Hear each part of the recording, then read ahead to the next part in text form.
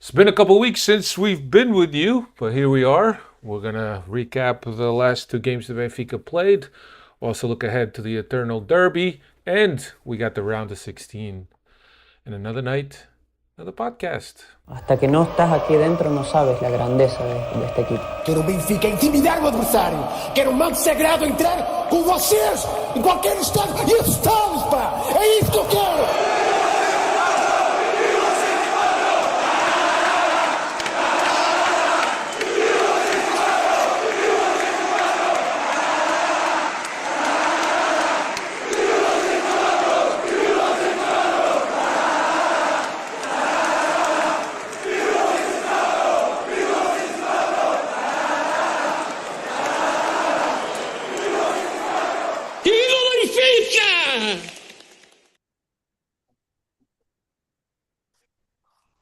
Talk to the Benfica podcast. What's going on?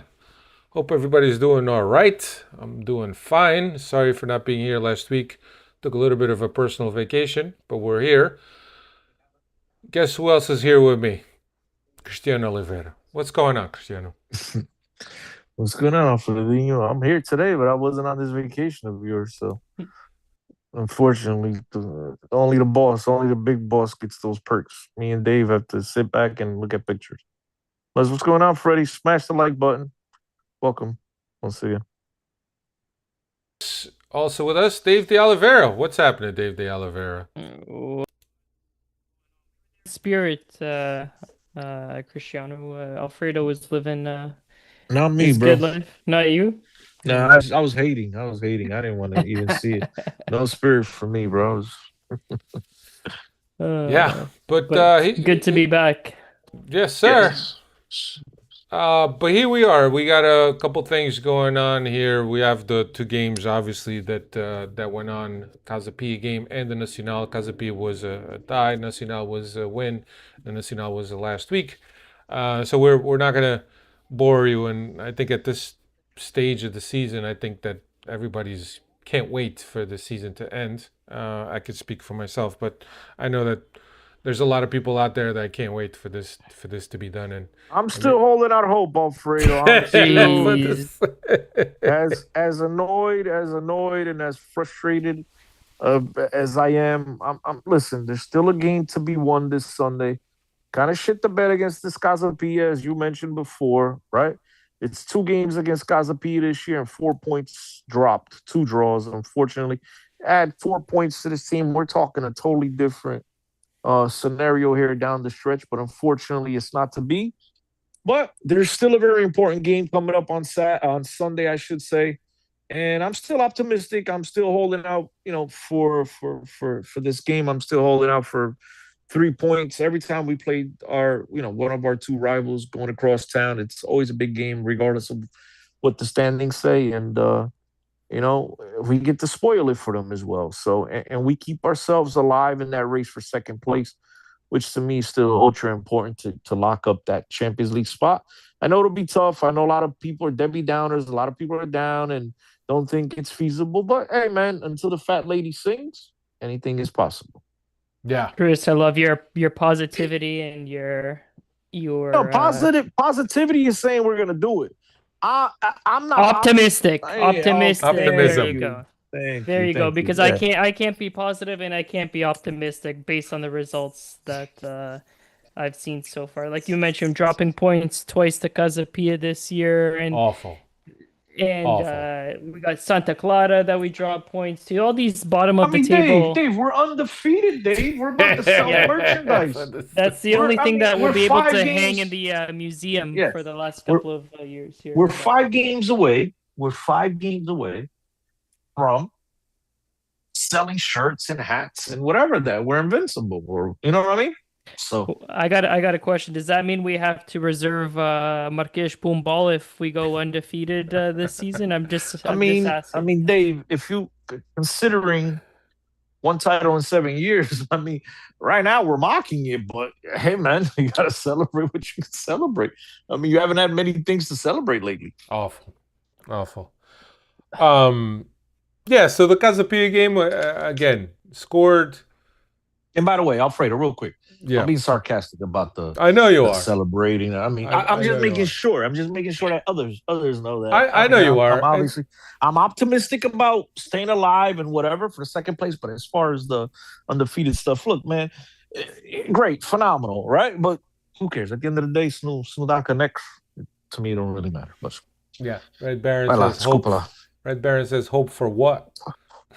Red Baron, hope for second place Champions League, my man. I mean, at the end of the day, Benfica prestige and all the reasons we know. Benfica wants to be amongst the best in Europe. You need to be in that competition, and so for me, the Champions League is king. And it's a competition I believe at a club such as Benfica should aspire to be in year after year.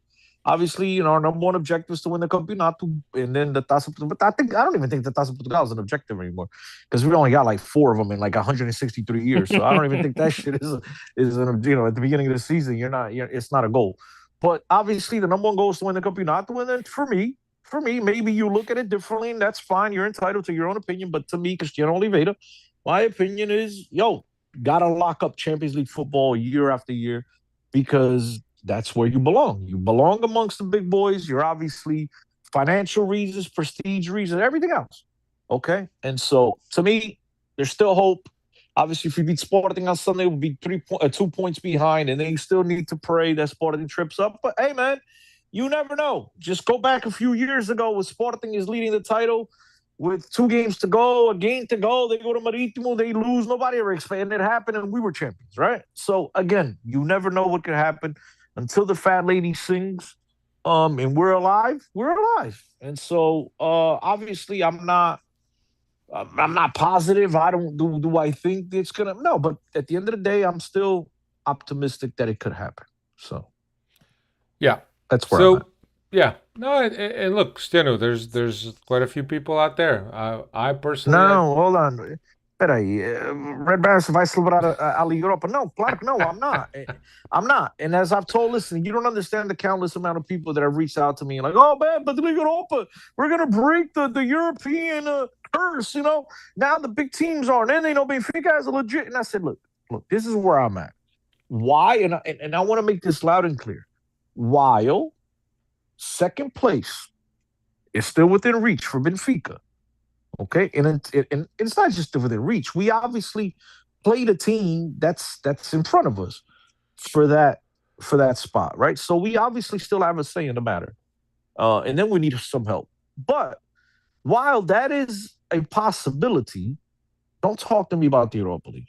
And then if Benfica, unfortunately, which is probably what's going to happen, right? But if they do finish in third, we're all going to be upset. At least I am. A lot of you guys are going to be happy. I'm going to be upset, obviously, right?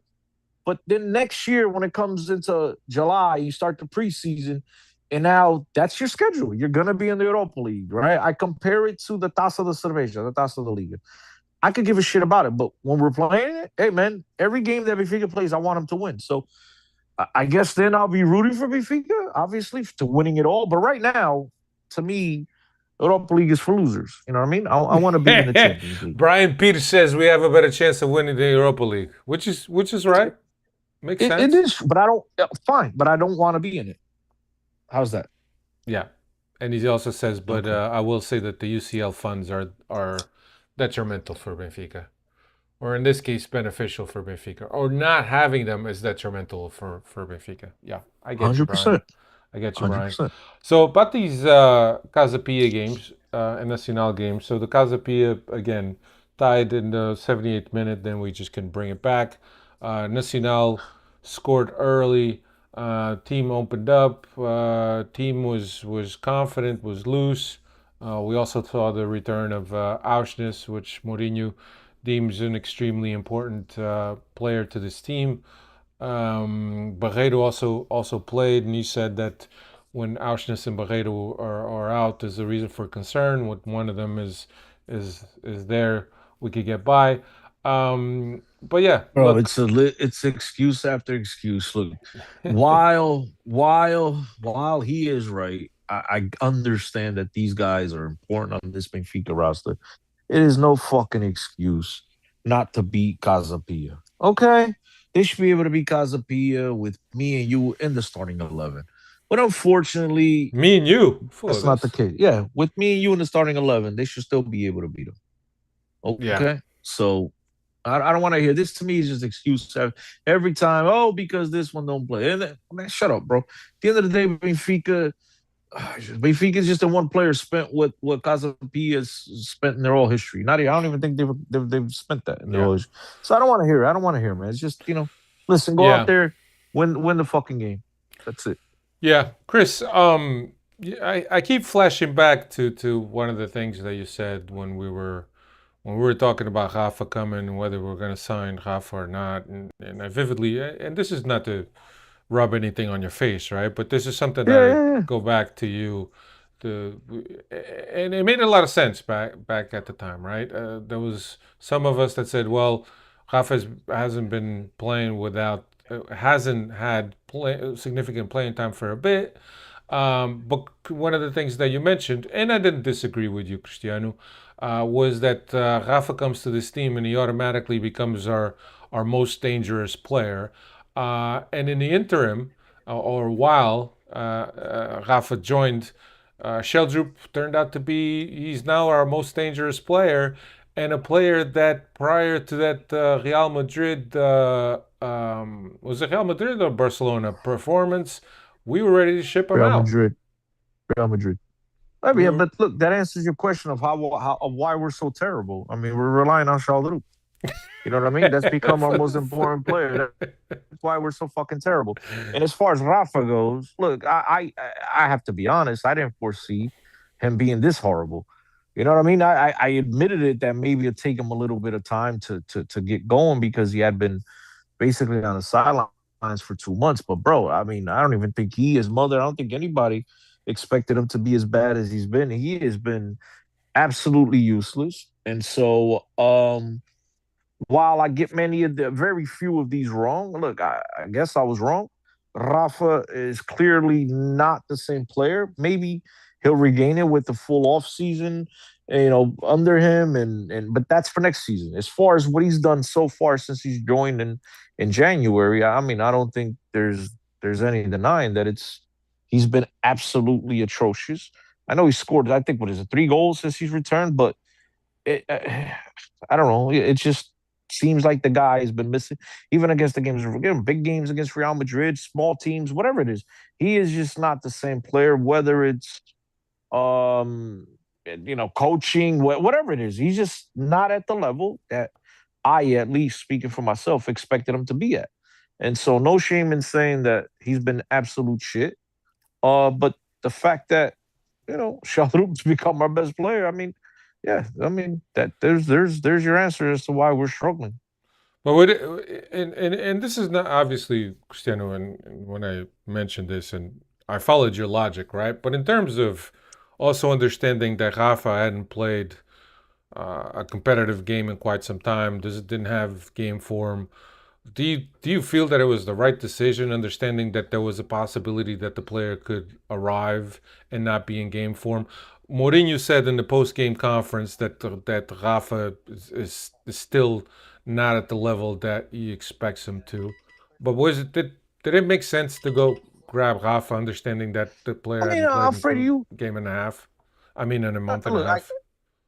That's your only defense in terms of as to why Benfica shouldn't have gotten him is that okay? He hadn't played in a month and a half. That's fine. That's your only defense because everything else, in my opinion, makes absolutely no sense. It was 5 million for a player that had a very high ceiling, very high potential to come and help this team out. Now it has not panned out, but again, Benfica spent 36 million on Sudakov, and I don't see nobody crying about it. Benfica spent 22 million plus 5 on Ivanovic, who's been absolutely fucking atrocious, and I don't see anybody crying about it. At least Rafa, for all his flaws and his non-existence, which he's been absolutely atrocious since he's returned. At least he's playing. At least he gets on the field. The other guys don't even get on the field. So I'll take a $5 million freaking, chance on a player, and it doesn't pan out. It doesn't pan out. Now I get it. I understand. As I've said to you just 2 minutes ago, look, he hadn't played in a month and a half, and obviously there's going to be question marks. And I myself have been very disappointed. What? The the real indictment is on a player like Sudakov that his position's been taken away from a player who hadn't played a month and a half, and it was taken away right away, and he's reserved to coming off the bench and getting maybe if he's Who are you lucky talking his about, Dave? Sudakov because Well, Rafa took his position. took his position there and Guys, but why did Rafa take his position? because he was dog shit. Okay, thank you. Okay, at least start. At least That's at the least point I we're- was trying to okay. make. That But also, okay. it you didn't know, it didn't take much for Rafa to go But- in and but get it's- that starting lineup position. But most of the time, guys, Sudakov played coming off the, on the left, not That- in the middle. That was when we had no wingers and everybody was hurt. Everybody and their brother Bro, was I hurt. can't. Dave, I'm sorry to interrupt, but I can't understand, man. I'm like getting sick and tired of all the freaking excuses that everybody makes for players. Bro, you're an attacking player. You got the ball in your feet. You either got quality or you don't. Whether you're on the left side, on the right side, in the middle, bro. When you're a quality player, you figure it out.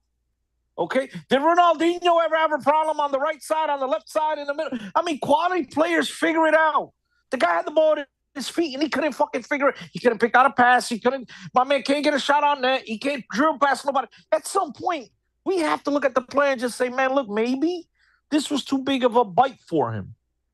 But no, we want to make it, he's playing on the, was he not playing? Was he not on the field? Yeah. I mean, Benfica over the last couple of years, it's been Coxus, it's been him, it's been everybody and their mother's always playing out of position, and then they all suck. But then the fact is they all leave and they still suck at the other clubs. Right? Yeah. So maybe the players just suck. But now this excuse for Sudakov that all of a sudden, man, oh my God, Rafa came in and was blocking this extraordinary player. Bro, guys, come on, man. I hate coming on this podcast and talking about shit like this all the time because I'm pretty sure some of the Freddies and the people isn't like, man, Chris is just always right. But bro, come on. It's right in front of your face. See it for what it is. If Sudakov was anywhere near the player that all you guys, for some crazy reason or another, having in your head this image of this player, if he's anywhere near that player, Benfica wouldn't have gone for Rafa. We went for Rafa because this player's been absolutely dog shit.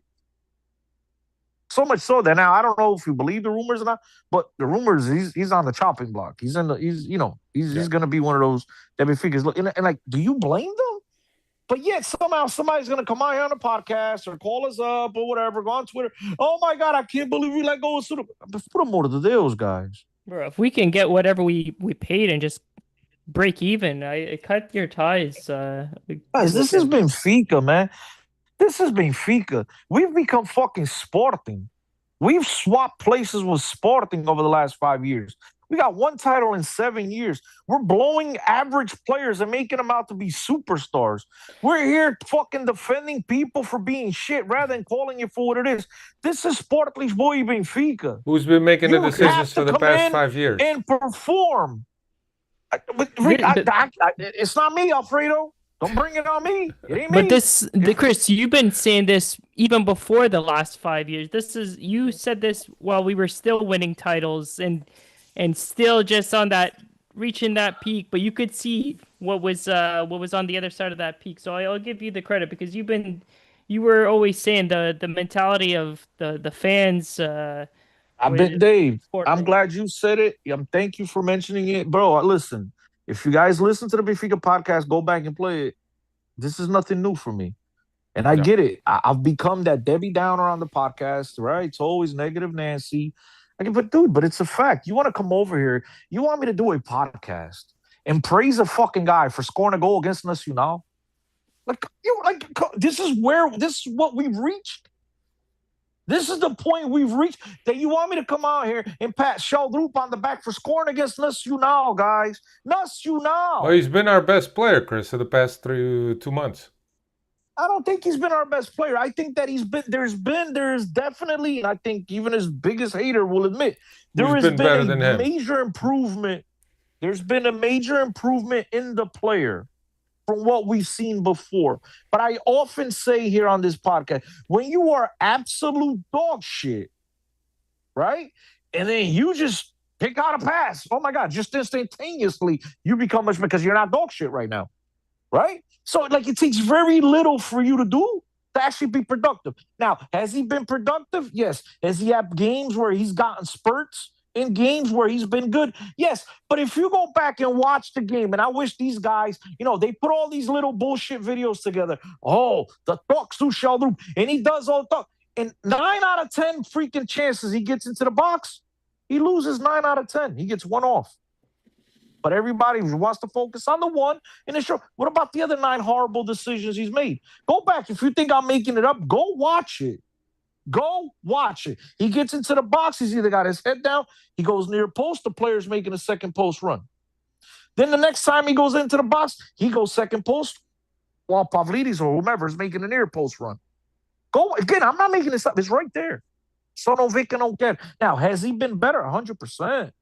Because before he was atrocious. Has he been decent in games? Has he been dangerous in games? Yes. Is he this player that everybody is making out to be? No, ladies and gentlemen. But it's okay to come here and say that he is vastly improved, that the player is obviously heading on the right path. But all this shit, Barcelona, I mean, come on, bro. You believe that? Then I got a bridge to sell you. Well, this only actually, I think, benefits Benfica because we're very close to being on the cusp of not getting that Champions League money. And this little run that he's on only helps his market, and he could be one of the players we can go to market and make some money off. Whether or not you like the player or not, there's definitely a market exactly. for him. I agree. But I don't think any of it in terms of selling him will how do I put this? I don't think the money, if you're going to sell him for a profit, like you're saying, I don't think any of it will have to do with what he's done against Nacional de Madeira. It's going to be what he's going to do in the World Cup. And that goes for Cabral, all the players at the World. If they go in and have a good World Cup, there's going to be clubs around the world that are going to be interested in these guys. I don't think, if it is true that Barcelona is interested in the kid, they come by, it ain't because of the game he played against Nacional de Madeira. That's what I'm trying to say. No. Now, has he been improved? Yes. But again, he's been improved. How we're doing? How have our results been? He's such a difference maker. What have our results been? How have we been playing? Yeah, Joaquin Gomes is saying I'm going further than Chris. The full team has been dog shit, a replica of our dog shit leader. Chris has been saying that for fucking months now, since the beginning of the season, that this team is dog shit, that there's no talent. But you're right. And the land of the blind, the men with the one eye is king. I think Benfica's scouting is Dog broken. shit. I think Benfica's look, we have so much money, but the thing that is crazy, and I know, and I'm the wrong person to speak to about this, because I know Freddy's, and I respect all you guys, believe me. I appreciate all you guys, and Alfredo will tell you, man, they will tell, I'm always very appreciative of you guys. We do these podcasts a lot of times. We don't want to fucking do them, but we do them for you guys because we know some of you guys are crazy. You guys must be really bored and you really like to listen to us. And so we, even when we're annoyed, we come out here to listen to you guys. I get it. A lot of it is negative, but It's not negative, man. Negative to me is when you just make shit up, right? Yep. But like when you're just simply pointing out facts over and over, and I am not the guy that is going to come on here. And I know because that's what everybody's looking to do, and point the finger at Rui Costa, okay? Because I think Benfica's problems are deeper than Rui Costa, okay? He's obviously the face, and I get it. But I think Benfica's problems are deeper than that. So if you're looking for me to sit and point a finger at him, I'll point a few fingers at other people before I point it at him. Now, the thing that confuses me, whether it's Rui Costa, whether it's Luis Vieira, whether it's Varandas, whether it's fucking Dres Villas, bro, it's just Benfica has spent loads of money over the last 3-4 seasons. And you got Enzo, that motherfucker was a home run, right? But taking him away, there's very few other players that you've gone out and they became everything you expected. And it just, bro, at the end of the day, you can point the finger or you want to request it. But again, what about the people that are doing the job too? Like, to me, it's just, I don't know, everything that happens at this club, everything this club touches today just turns into shit. Because these players can't all be this horrible. Well, you know what I mean? They're good. They show some promise somewhere. So, like, it just, I don't even know what to say. But Chris, I know you're not a Like, defender of Rui Costa, right? Everybody knows that you're not a defender of Rui Costa. You're saying that there's a lot more people to be blamed for for the conditions and for the decisions being made. But certainly, as the supreme leader, as the guy at the top, he's got to hold people accountable. He's got to oh, say, "Hey, 100%. the expectations that I have of you is that you do a great job, that you deliver on the expectations, and if you don't, I'm going to hold you accountable. And if you're not Yeah, but Alfredo, accountable, I'm going to find somebody else." but just like I don't come here, and I don't do it even on a personal level. I don't come here and point the finger at Rui Costa. I don't also defend them. So I understand, because to me, I think I understand that there's definitely enough there for people to point the finger at, and obviously he, as the leader, he has to take the brunt of it, and I get it totally. But to me, it's just, and again, and I'm not defending him, but it's just everything that this club touches just turns into absolute Well, dog shit, and yeah, I just and and this past weekend we have two examples of shit that you know, and maybe we're just old men or we're just spoiled by growing up Benfiquista the way we did, right? You got the stadium with the team in which the stadium what they're in, they're doing the wave. You got the speaker calling out one of the main sponsors over the speaker as if he was, pulling the fans to cheer for the team. And it's a reflection of the culture that Benfiquistas have become. And I think that has a lot to do with the way the club is kind of been run these days. I'm not happy about it. There's a lot of people that are not happy about it, and we could sit here all night and discuss and talk about this, about what's been going on with the club. But certainly, it's just something that Benfiquistas and a lot of them went to vote kind of need to stop and think yeah, and say, is this the Benfica that I want for me? here we go. Here we go with the vote, right? Again, this is the problem that I have. And again, not defending Rui Costa. And I didn't like this bullshit neither at the stadium. I like the wave, whatever. Listen, I didn't like it, but I don't care about it, right? I'm that type of person. I don't like it, and I just don't care about it, right? I don't have to care about it, right? The thing that bothered me most was the speaker, now making you chant fucking, sponsorship, whatever. That bothered me more than the wave itself, right? Um, but again, you honestly, you Ernie Freddie on here, and Dave, you chime in on this. You guys honestly think that Rui Costa has anything to do with the day to day, like what happens in game day interaction? You think he's there telling the fan, the speaker, to get the fans to do the wave? He's there telling the speaker to chant what a Naruto, whatever the fuck that shit. You think he has anything to do with the game day experience? You think he even interferes in that? He Do you honestly doesn't. think a He president of a club? doesn't. But he manages people that do.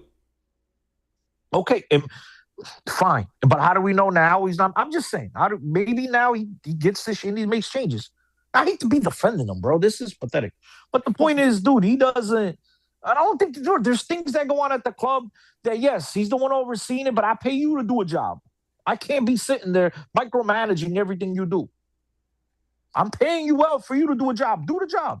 I worry about the things that I need to worry about in my functions. As far as game day experience, how long the grass is, who's gonna sing loud, who's gonna sing, bro. That's what I pay people to do. You know what I'm saying? Mm-hmm. But we've come to a point where we need to complain about everything. We need to point fingers at everybody rather than focusing the things that are at hand, the most important things of this club. This club has been broken for many, many years before Rui Costa got here. This club has been broken for years. And to me, as I've said, the fans are the biggest problem this club has. Before Rui Costa. They are. The sócios are the biggest problem. Because listen, go back to Valia's Vida. The fucking sócios are going to vote this guy back in. The sócios have eaten shit and they've closed their eyes and they've accepted it. They're the biggest problem. Before Rui Costa, they don't hold anybody accountable. It's the sócios. Okay? And then the culture instituted within the club of maximizing everything for potential, maximizing everything for money, and everything. This whole mentality of the what was it that Enzo called it? The Oh my God, my kids got one in the backyard. This shit you jump Trampoline. on. What's A trampoline mentality? That's inside the club. That culture, that's a disease, a virus inside the club. That was there before Rui Costa got there. Yeah, let's. You understand? I know, but we could be here all night talking about this, but let's move on for the sake of keeping time. Dave, I don't know that if you have any stats, but if you don't, that's quite all right. No, let's go on to the next thing here. Okay.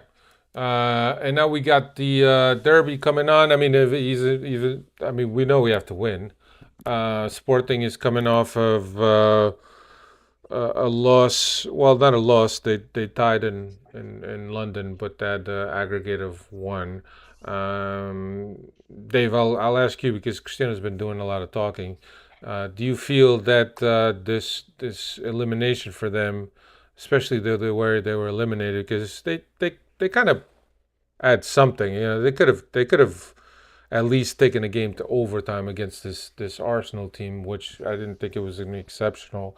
But do you think that it has any emotional or mental impact on this Sporting heading into this derby, or do you think that playing at their stadium still keeps them as favorites and secure?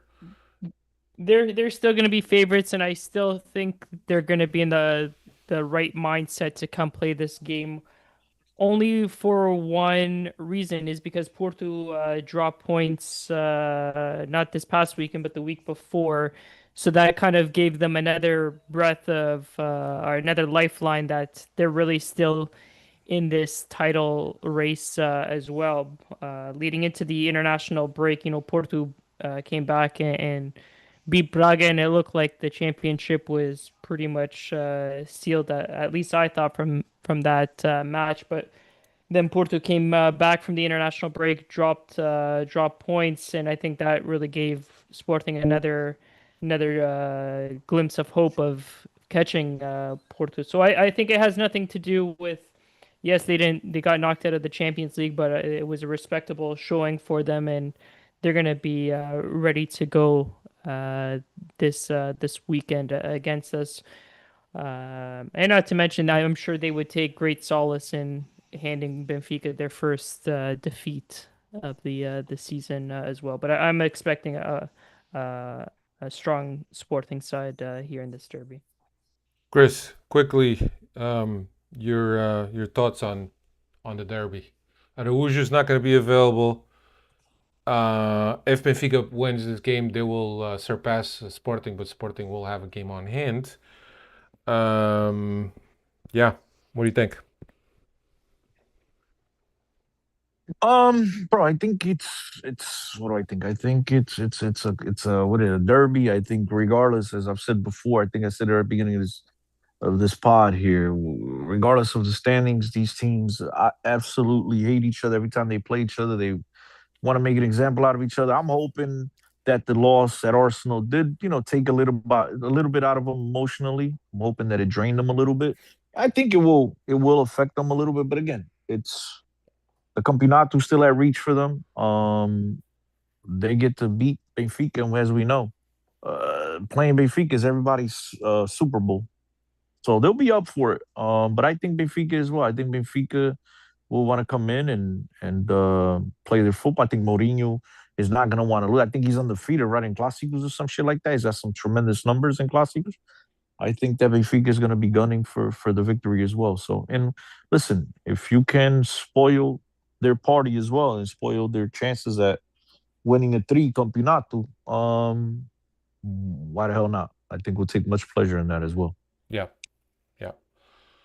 But anybody predictions, Dave? 3-1 Sporting. Oh, this I'm gonna go. I'm gonna go 2-2. damn Chris.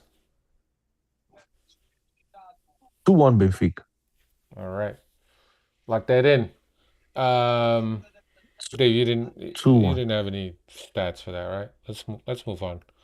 No, the stats were all negative. Like the one that stands out to me is the last 10 we've only beat them twice. Like this is the Sporting. Let's call a spade a spade. Sporting used to be our bitch. Yeah, Like dude, just but we haven't. But we didn't have Charles Roux before, oh, though. fuck.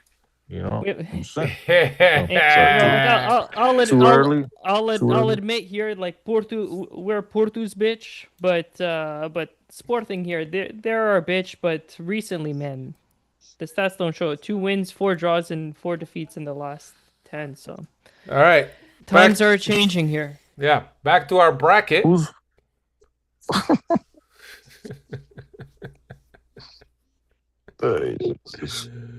Back to our bracket with the fun stuff. Enough of that other bullshit. Like I said, I'm always. I can't wait till the season is over. I was listening to Pita in the megaphone also, and he was saying, I can't wait. He's actually looking forward to the national team playing. That's how desperate he is. And a lot of Benfiquistas is not big on the national team, but yeah. Anyway, our bracket as it stands, the round of 32 or subpar 16. We got Isa Caboret against Gil Dias, Yuri Ribeiro against Raul de Tomás, Paulo Bernardo against Arturo Cabral, Douglas against Nicolas Castillo. That's on one side of the bracket. On the other side, we got Christian Lema against Soali Meite, Caio Lucas against Hermes, Ebui against Diego Souza, and Jurasex against Yaramchuk. Let's start. Let's start at the top, guys. Caboret or Gil Dias? I think the number one seed for me goes through on this one here. Gil Diaz, like I said, I still have some positive memories. He scored against Sporting in a derby, so I wouldn't call him a super Manco, but that Caboret, geez, 6 months, short span, and I think you could count less than 90 minutes total for that guy, if I'm not mistaken. So Caboret gets the nod for me. Chris? Caboret for me as well. Caboret is a huge. They remind me of the UConn Huskies women's basketball team. That's how big of a favorite they are. Yeah, they're a huge favorite. With the Diana Taurasi years back in the day. So yeah, Caboret, and I think it's unfair to have my neighbor Gil Diaz on this list. So this is an easy Yeah. pass. For Then me. we Caboret have in a landslide. then we have matchup Yuri Ribeiro against Raul de Tomás. Chris, you go first. Hey, this. The Tomas was a better player. The other guy was a bigger Manco. But in terms of expectations and everything that were behind it, Tomas. What's the seeds here? What is it? 2-8? 4 versus a 12. Yeah. Who's the 12? 12 Yuri. Yuri's the Tomas. 12. Yuri's the 12? The Tomas Yuri's is the the 12. 4? Yeah. I'm going for an upset here. I'm picking Yuri. Ooh, no, you were on the right track there, Chris. I'm gonna give this one to RDT because of that price tag. Yeah, but Dave, see, I got off of that because with all that being said, if you had to, well, tomorrow's too late, but if you go back 5 years ago, right, and you had to play a game, you with your boys at the park, and if you lost, you got the beating in your life. Who you picking on your team? You're taking Raul de Tomas.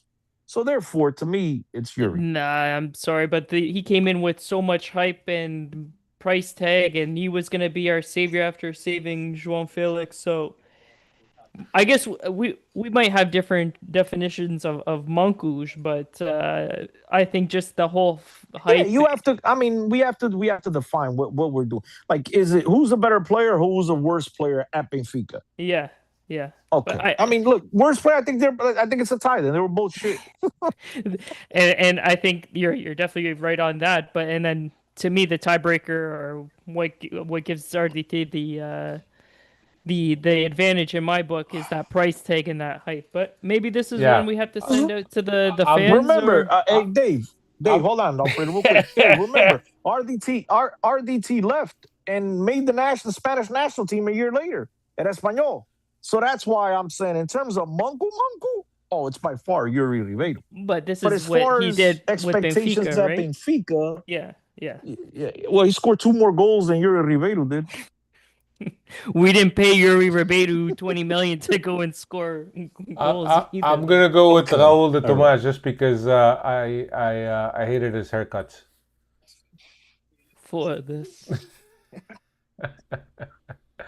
On next matchup, we have Paulo Bernardo, the 11th seed, against Artur Cabral. Artur Cabral, who I somebody mean, called out last week. if we're gonna go based on what Dave just said, this is just repeat, rinse, repeat. Cabral, that's it. End of story. Move on. Don't even Cabral missed two right there, penalties in one game, don't bro. even get into it. That's a strong Phenomenal. case for Manco.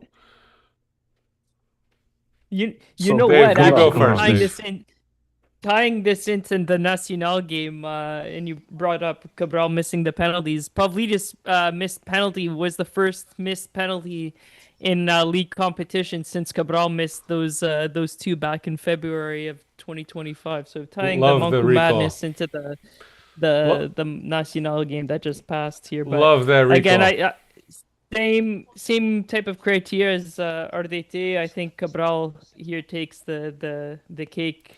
Higher price tag. I wouldn't say as high as expectations as Ardete, but whenever you come into the club with that high of a price tag, there are some expectations set for you, and man fell short of those expectations. Not to say that Paulo Bernardo also didn't have expectations. He had different set of expectations coming up as a Seychelles product, but this one goes to Cabral for me. Chris. Cabral. I Yeah, mean, I'm again, there. we're going. If we have to go, I'm we're there going with you based on what guys, Dave too. said before. Then this is easy peasy. I mean, you guys chose Raul de Tomas before, so then obviously it's Cabral. Cabral by far in the landslide runaway. Cabral. And the last matchup on the left side of the bracket, we have number 10 Douglas against number 2 Nicolas Castillo. Chris, that should be an easy one for you, Chris. I was gonna say that I don't need any more reasoning other than Chris's famous story that he always. Yeah, I can't. I mean, dude, but this is getting tough. I mean, they were both absolutely. I mean, honestly, I don't even. Bro, one costs more money than the other. The other one came from Barcelona. I mean, this is like, can you just get both of them go through? Honestly, I don't think there's a winner here. Can you make an argument for either guy that was better than the other? You can't. They were both absolutely dog shit at Benfica. Chris, as the brackets go forward, it becomes harder and harder, bro. They both came with expectations, and they were both dog shit. That Castillo one. But dude, we're going again. This is where you guys fucked me all up because you guys went with expectations on Raul de Tomas and Cabral. So now I got expectations, obviously, than Douglas. Douglas takes it because Douglas comes from Barcelona, right? The expectation of Barcelona player. The expectation is much higher than Castillo, who's coming from Mexico. Nobody ever heard of him. You know what I mean? So to me, yeah, Douglas. What about you, on that? I'm going Douglas. I'm going on that story. You and I can't agree on anything. The story that Chris told, bro. That story is enough for me, bro. But Alfredo, but you guys moved the goalposts. No, it's two guys. No, everyone has their own reasoning. You could have your own reasoning as well. Okay, no, but you guys listen. Both of you guys, you broke the tiebreaker on Raul de Tomas, right? Because of the expectations. Right, that was your. No, I said because of his haircuts. I hated his fucking haircuts. Okay, but with both guys, you brought in expectations. Expectations was a big reason as to why, in your mind, they were huge flop. I mean, along with the fact that they were dog shit, right? But the expectation put it over the top. So if you're going based with that, with expectation, then it's Douglas by far. Because Douglas came from Barcelona. You're like, oh shit, we're gonna even a Barcelona monk who could be a star for us. No, he was a monk with both clubs. That's impressive. Chris, what for me is the expectation ties in with the transfer that the money that we spent. Remind me, did we spend a lot for Douglas, or was he on a loan? He was alone. He was alone.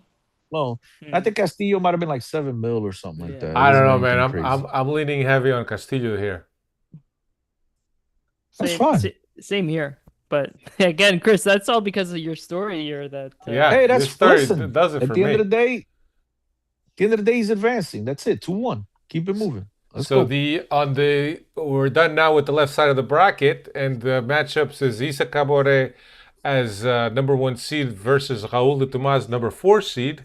On the bottom side of the bracket, we have Artur Cabral, 14th seed against Nicolas Castillo, number 2 seed. Now we turn our attention to the right side of the bracket, where we have number 1 seed Christian Lema going against Meite. Who's going now? Is it you, Dave? I went I'll, first before. I think the number 1 seed Lemma is a true number 1, and I think he goes through on this one, man. And again, short time with the club, but I think maybe 4 appearances and a red card in against a Porto match as well. So Lemma takes the cake here for us, and that's a time where we were desperate on center backs.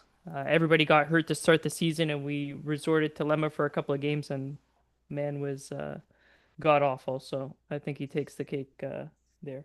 Chris. I'm gonna go Mete because they keep flip flopping.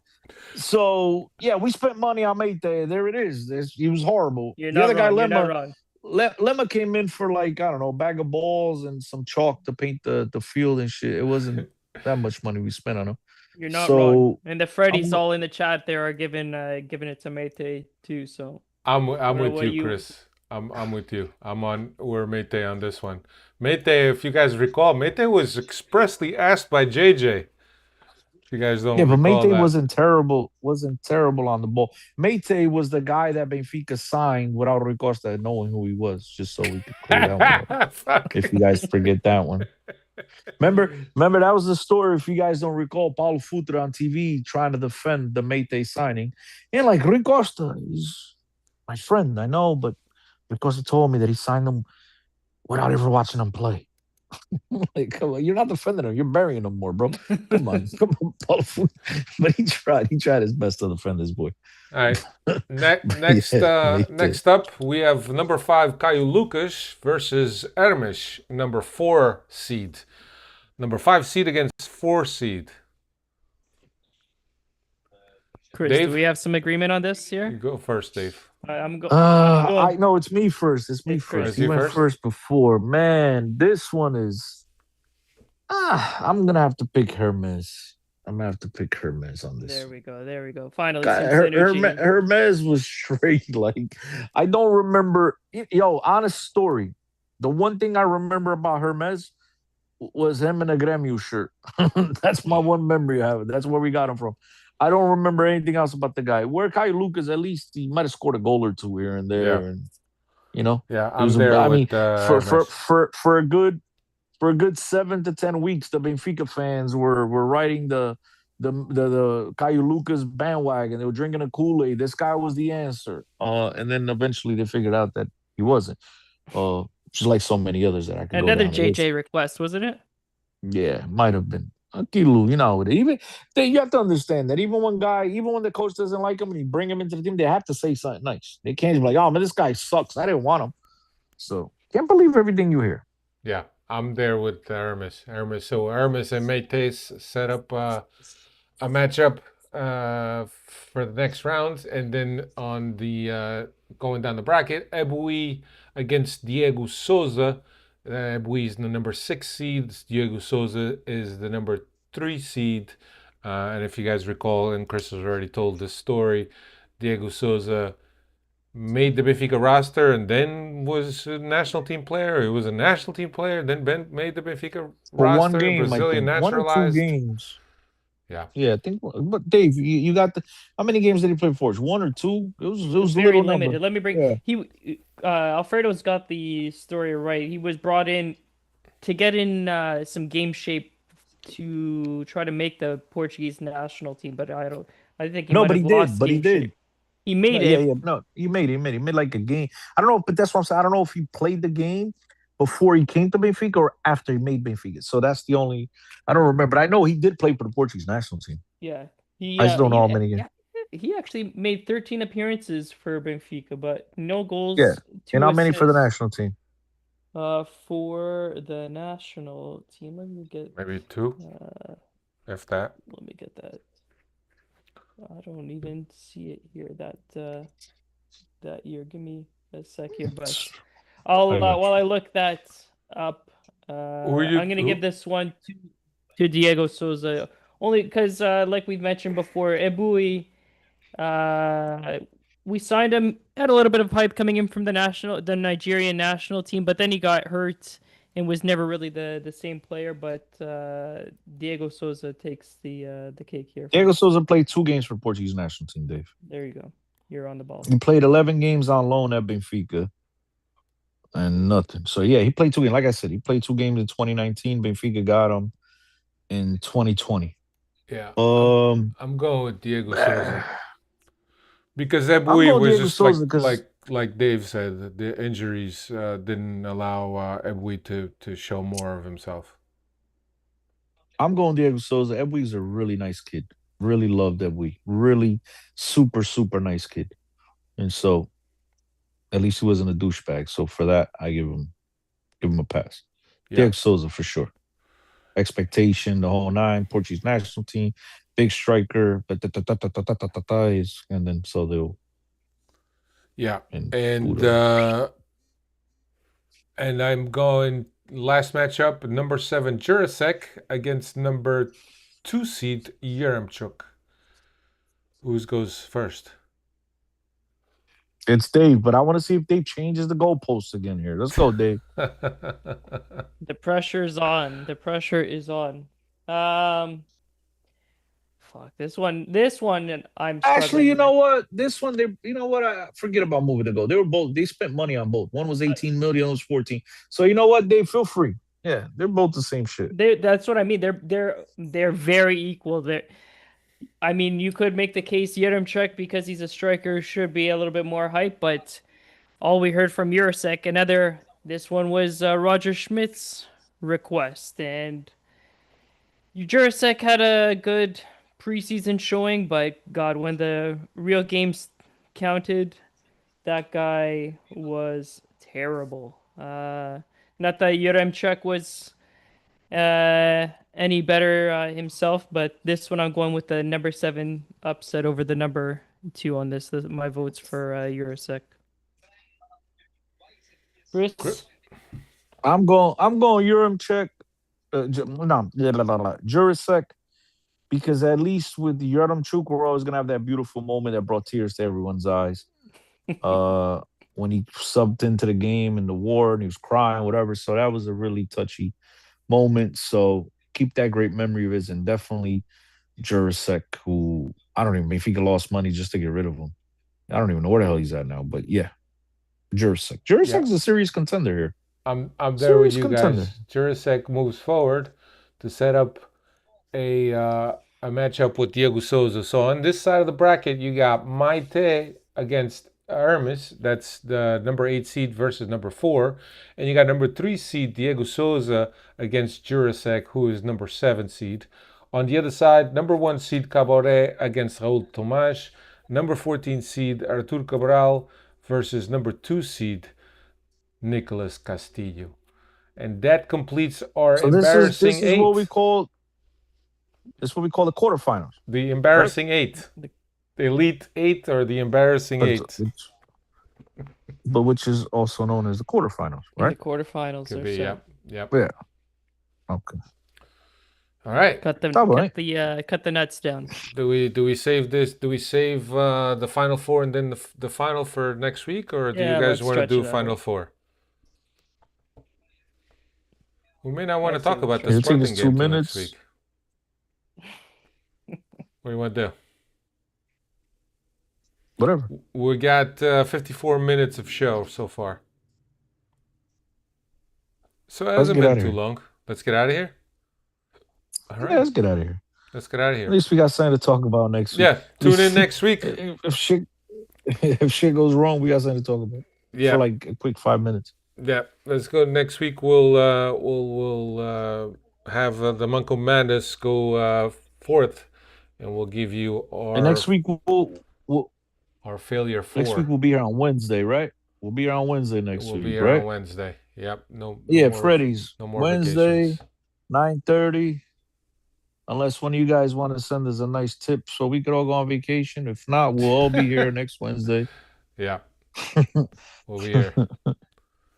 We'll be here Yeah, next look, Wednesday, Joaquin guys. Gomes saying save it for next week. Yes, save it for Yep. next week. Even though I again I predicted a win, so I'm hoping good things. I'm hoping good things. I'm hoping to keep alive the dream of second place. And if Aston Villa, which obviously we're all rooting, at least I am rooting for Sporting Braga to win the Europa League, but if Aston Villa wins it, then the second place team from Portugal will automatically qualify for the Champions League and will not have to go through that playoff stuff that Benfica had to go through last year. But there So won't be a another reason. qualifier. But it won't Yes. be a qualifier. That doesn't mean nothing happens to the third team. It No, just means that it's the not No, like no. they second got team a doesn't game have in to go to the hand. qualifier.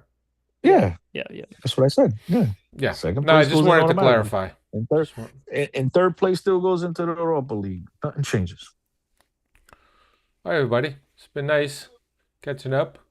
Thank you all the Freddies that you were in chat and having a good time, and appreciate all of you guys. Don't Hold forget on. the There's a question. what's the question? Let's fill out the whole hour.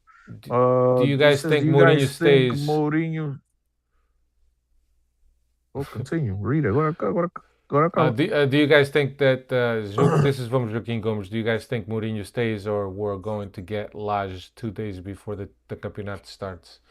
You know, it's funny that you say that because there was one of the things that I kind of want. I had two topics that I wanted to bring up in terms of hot topics, right?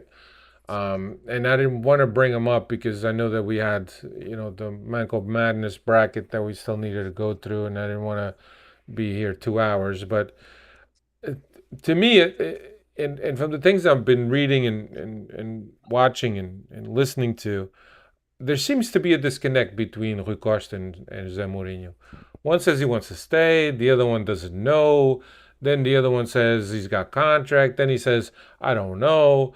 Then you hear Jorge Mendes wants Mourinho to leave Benfica. And at this point, the thing that I feel is missing is a unified message from both Mourinho and the president that they've agreed on. He's staying on for next week or for next season, regardless of a contract existing, right? Because they might say, well, why should I reemphasize that? Because a contract exists and a contract is meant to be met, right?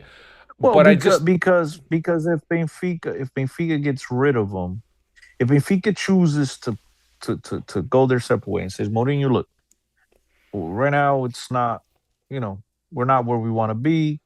And I think it's best you go your way, we go our way. And if they do it before a certain time, Benfica will yeah, only have to pay him yeah, 3 million yeah. And I and forget go that away. there's a But time. if they There's do it definitely a after a time frame. certain date, yeah, there's a time. There's like 10 days after the I think season, it's. right? And I want Benfica to has say to make, and if like they do it May, after that, end of May. I think whatever, I want 10 to days say. after the season, whenever it is, yeah, 10 days after the last game, I believe, right? And if Benfica decides to do it after, it's 8 million. So that's why. But go, because I'll say something after. Well, But well, finish it. I just wanted to yeah, reemphasize that. and Joaquin says, I agree. I'm concerned it could be another poorly prepared season. Yeah, at this point, and understanding how we're going to I don't. finish off the season, we should have already we should already be preparing the season. And when there's a disconnect between the president and the coach, or there's not a unified message, it as a Benfiquista, I'm worried. I'm worried that the Oh, season is not being prepared the way that it should. this is when I get annoyed again. This is when I get annoyed at Benfiquistas always finding a reason to bitch and complain about anything and everything. Bro, there's a deadline. They have these things. So whether you like it or not, there's a deadline for this.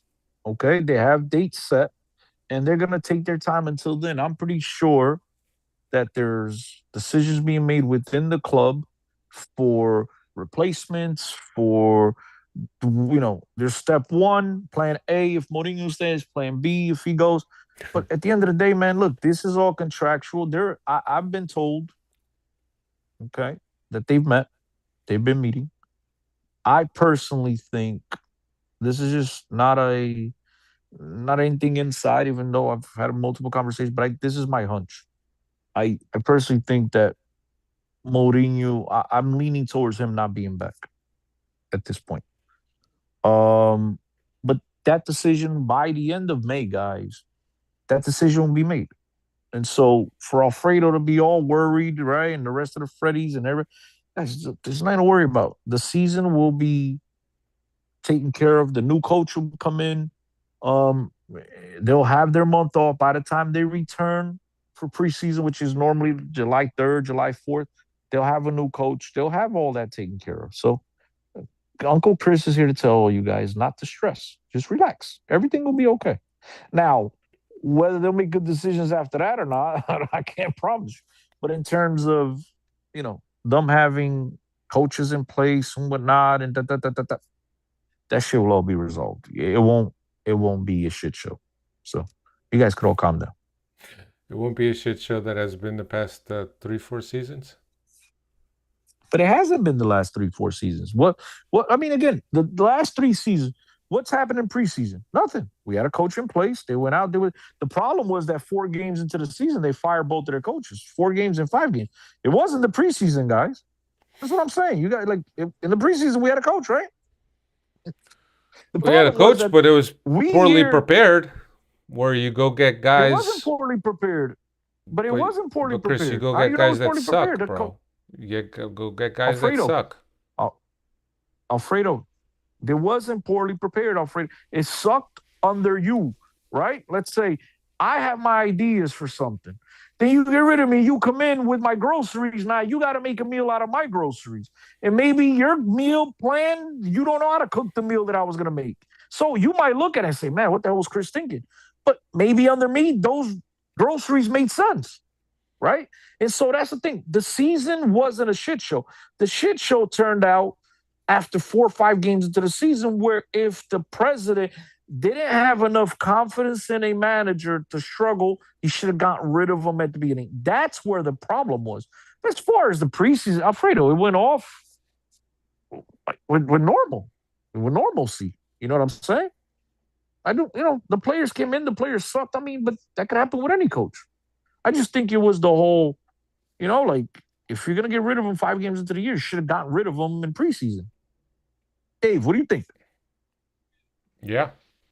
I think there's gonna be a lot of time to discuss this Mourinho. Will he stay? Will he go before the end of the season here? I'm on the belief that he's leaving at the end of this season, and whether it's a handshake agreement or under the table agreement, they'll figure it out. But I also agree that it doesn't look good that one is saying he's staying and Mourinho not necessarily coming out with a full confidence saying the same thing. But I don't think he's here next year. Joaquin goes saying I disagree as bad as he had with last minute. What last minute, bro? There's still 5 games to coach. You know what I mean? At the end of the day, he's gonna coach these 5 games. So you got another month or whatever the hell it is, month and a half. Benfica And will not to, have this in order. Yeah. and not to say that this season's failures fall on Mourinho's shoulder. I think he's one of the least people that. What do you mean failures, Dave? He's undefeated. No, I'm joking. Go ahead. I'm fucking. You're right there. No, but I think he could shoulder some of the blame, but I don't think this is all on Mourinho, right? He came in mid-year, really didn't have a say in any of the transfers that came in the summertime, and I think whoever would have been put in this position Benfica probably would have been in a worse spot. So I don't think he's to shoulder a majority of the blame for how this season has turned out. But with saying that, I don't think personally, I don't think he wants to be here next year. I think he's already got his eye or hopes to have his eye on another job for next season. But I think there's 4 potential landing spots for Jose Mourinho. 4. Real Madrid, Newcastle, Italy, and Portugal. Newcastle, eh? Yes. I think those 4 spots is something that maybe Men's has his eye on or whatever. But at the same time, I think those will have to be serious possibilities, because if not Mourinho is not going to Cutting off, Chris. Want You're cutting to out. leave? You're We cutting wanted off. Hey, You're cutting off, Chris. Oh. Guess that's our cue, Dave.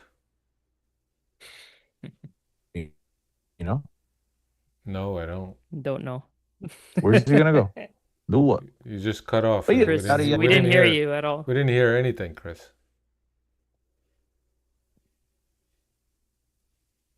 Still nothing. All right, everybody. Take care.